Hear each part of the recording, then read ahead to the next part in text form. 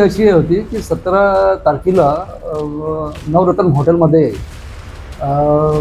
एक गोपनीय इन्फॉर्मेशन आम्हाला प्राप्त झाली होती पोलीस प्रशासनाला की तिथे काही बनावट स्टॅम्प ठेवलेले आहेत. त्यावरून पोलिसांनी रेड केली असता 21 बनावट स्टॅम्प मिळाले. त्यावरून अपराध नंबर 244/25 कलम 341 BNS प्रमाणे गुन्हा नोंद होता. त्यामध्ये आम्ही मालकाला अटक पण केली. नंतर मालकाने दिली एक इन्फॉर्मेशन होती की त्याचे चेकबुक गहाळ झालेले आहे. त्यावरून आम्ही शोध घेतला असता ते चेक एका बँकेमध्ये एका बँकमध्ये वटवण्याचा प्रयत्न झालेला होता. त्यावरून आम्ही CCTV फुटेजची पाहणी केली असता आम्हाला 2 इसम आढळले आणि त्याच्यामधील जो एक इसम होता की त्याने सगळं हे कट कारस्थान केलं. त्याचं नाव होतं सत्तार कुतुबुद्दीन कुरेशी उर्फ त्याला पटेल म्हणतात.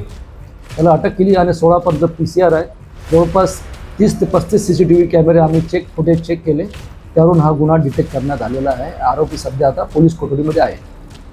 याच्यामध्ये माननीय पोलीस आयुक्त डॉक्टर श्री रवींद्र सिंगल साहेब, DCPC मदने साहेब यांच्या मार्गदर्शनाखाली ही कारवाई करण्यात आलेली आहे.